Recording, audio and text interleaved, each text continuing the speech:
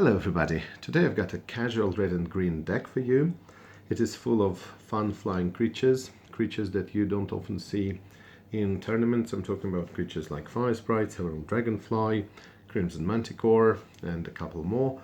And there are also a lot of pump spells, so we're hoping to win very early. But then again, as I said, it is not a tournament worthy deck. So I played it in some casual matches. It has been doing pretty well, and of course there are some modifications, but then again you will add some bolts, for example. You will add some cards that will make it more stable, but probably less fun to some extent. So let's talk about this current build. First of all, the mana base. We have got 4 tigers and also 4 cities of brass. This deck relies on having red and green mana very early in the game, because we can have some very good plays very early if our opponent doesn't have, let's say, a bolt or swords to plowshares, and we have to calculate what kind of mana we have got, because we will often need both red and green on demand.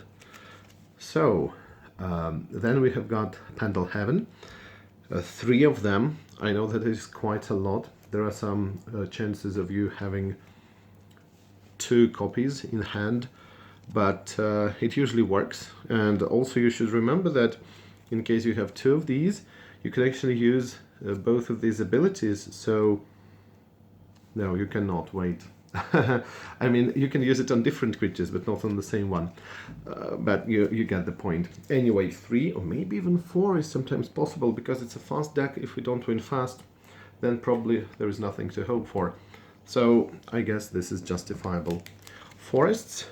This deck relies on green mana more than on the red one. I mean, at least if we're talking about having something early, you want to have birds and Sylvan Library very early if possible. So this is preferable to have more green mana than red mana during the beginning steps of the game. And the Mox, of course the red one would also be nice. It's currently in another deck. You know how I usually work with these decks. I would usually have 3, 4 or 5 decks, and one thing that I absolutely hate is putting it's putting the same card into several decks at once and then swapping them. I never do that. So currently my red Mox is in the 8-hog deck.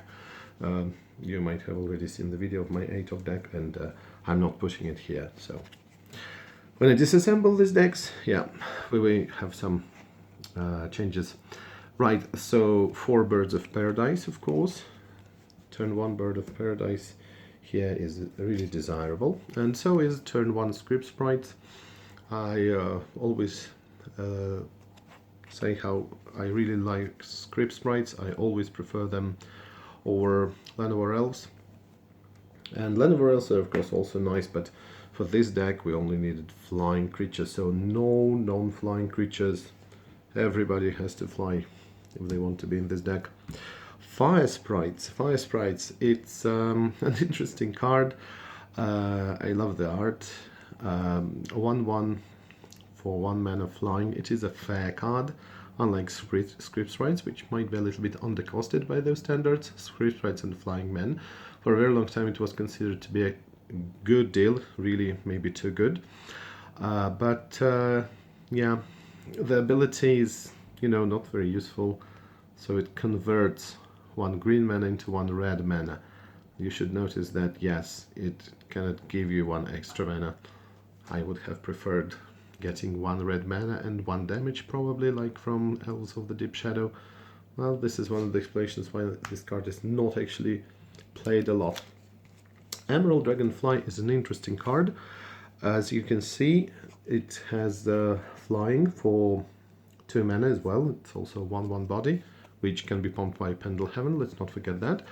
But it can also get first strike. And, it's not really about having this first strike, but actually about the prospect of your creature, let's say, killing your opponent's Serra Angel. And, in this deck, sometimes you have to do some bluffing, because if your opponent knows that you've got Giant Strength, if you've got Bloodlust, and you have a creature that can potentially have first strike, this may often prevent them from attacking, even if there is no threat red per se. It's a very interesting card. So I actually was surprised by its performance. I really liked it. Now, Granite Gargoyle is actually one of the cards that you do see sometimes in tournaments, unlike, let's say, Fire Sprites and Emerald Dragonfly. So for 1 red, it can pump its toughness. And, you know, in many of my videos I have said that I believe that toughness is very often underrated in Old School and maybe in Magic in general, because having a creature with high toughness, especially if it's a flying one and can block everybody, it can work to your advantage in many cases. Let's say blocking that Serendib Ifrit, yes, and waiting until your opponent gets a lot of damage from this Ifrit. It's very, very interesting. But then again, 2/2 for 3 mana, that's not a bad deal. And being able to pump it, that's a nice creature, of course. Then we've got Crimson Manticore. Now, this creature is one of the victims of weird design. The art is amazing, though. Look, so much symbolism here. 2/2 flying, 4 mana, and for 1 red and tap, it deals 1 damage to target attacking or blocking creature. This is a very, very disappointing, I would say, because why couldn't it hit players? Why couldn't it hit creatures where they aren't attacking or blocking? I don't know. It's not that this ability is very cheap, you know, 4/4 creature. Yeah, this is a bit underwhelming. No, so it is a creature that looks like it is supposed to be fighting more often than just dealing damage. I don't know. So not a tremendous card, but just wanted to play it. A Fire Drake. Of course, the art is amazing. You have all seen it. The bright fire and the contrast that it produces between the blue background, the cold background, and the drake, which seems to be made of stone himself. Absolutely beautiful. And also look at the reflections of the fire on the drake. 1/2 for 3 mana, not a good deal, can only be pumped for 1. And that's a bit of a pity, because look, it is a drake. It is not something really, really small. It's, I don't know. And compare it with this one, right? So this one is strictly better. It is strictly better, even though it is 2 colorless and 1 red. This is 2 red and 1 colorless, which by definition is more difficult to get. And you should pay 1 to make him as big as this one. So yeah, terrible, terrible card. But really looks nice. And Bird Maiden, as you know, is one of these cards with really strange art by Folio, but definitely a nice card. 1/2 for 2 colors and 1 red. nothing more to say. Of course, only 1 copy. This one you might be familiar with it. I have featured it in one of my decks. Always such a weird card. If you look at it, if you look at the art, it's very strange. But okay, 2/2 flying, 2 mana and tap, target creature gains +2/+2 until end of turn. Which, as you can imagine, once again in a creature stalemate situation, can work to our advantage in many ways. So +2/+2 is nothing to sneeze at. This is not just +1/+1. And again, you can pump your attacking creatures. So the idea here in this deck is that we have got usually quite a lot of creatures. So it's not just 1 creature that can be blocked. It's not just 1 creature that can be stopped, but you will have several of these. And if there are 3 or 4 creatures attacking, and let's not forget that birds can also be pumped, right? It's very difficult for your opponent to guess where you're going to direct all your power. So let's talk about the pump spells themselves. They're quite, I would say, ordinary. This is something you would expect from a deck like this. So we've got a playset of Giant Growth. We have got Bloodlust. Always wanted to play Bloodlust. I have loved this card since my very early teenage years when I played the Chandelar game. And +4, -4. It's just such a beautiful card, such a beautiful card. Let us not forget that this can act in some very rare situations as a pseudo removal. Let's imagine that you have got your Emerald Dragonfly and your opponent is attacking. So what you might do is cast Bloodlust on your opponent's creature and give first strike to your Emerald Dragonfly. Well, you may also give +4 to your Emerald Dragonfly and give it first strike. But yeah, this one will also work sometimes. So again, for 2 mana +4, that is impressive. And of course we have got Berserk. You know how I love Berserk. This is a card that always feels like it shouldn't have been printed this way.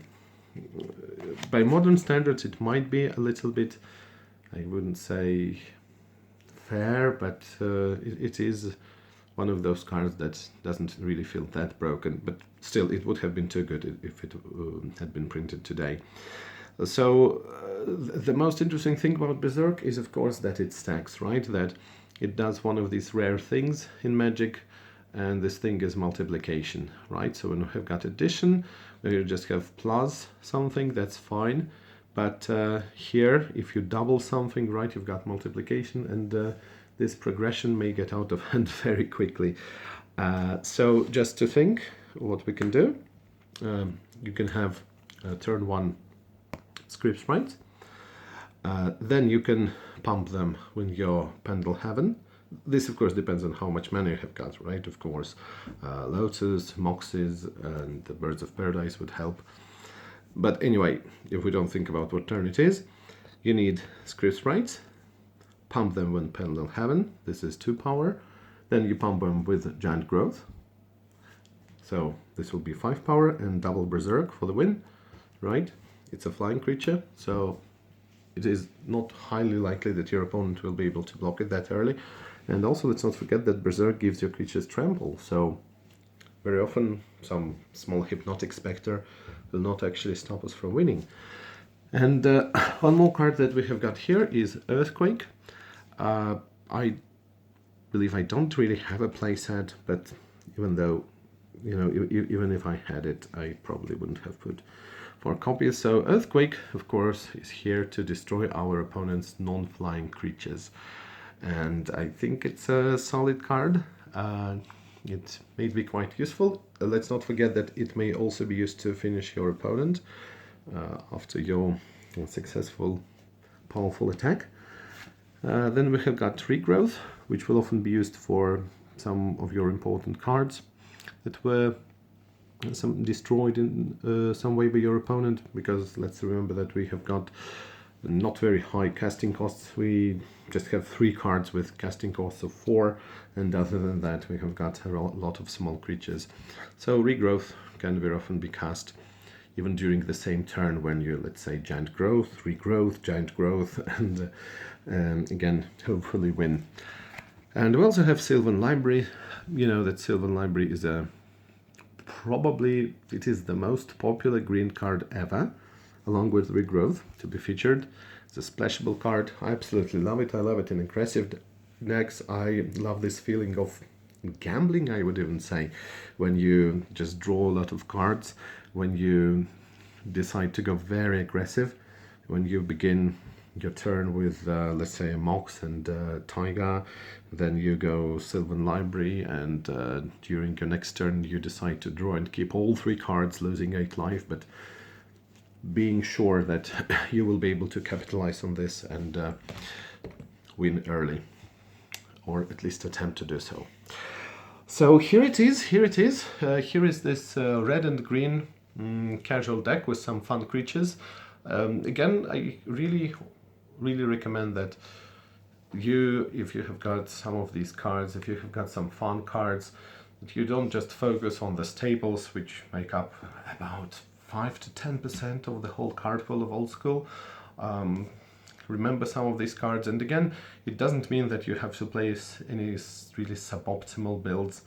You can sometimes squeeze in a couple of fun cards just because of nostalgia, just because you want to try them out.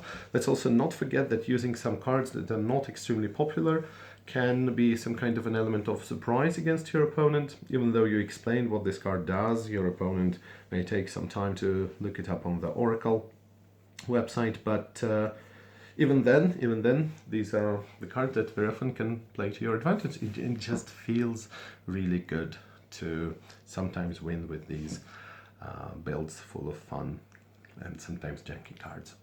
Thank you for watching. Of course, there will be more to come. Stay tuned and bye for now.